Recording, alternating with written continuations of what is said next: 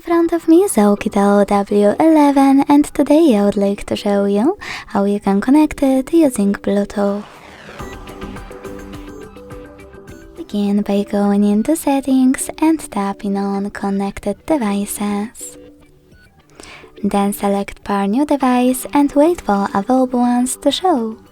When they do, tap on the one that you wish to connect to. Select pair in the pop-up and just wait for the other device to accept your connection request.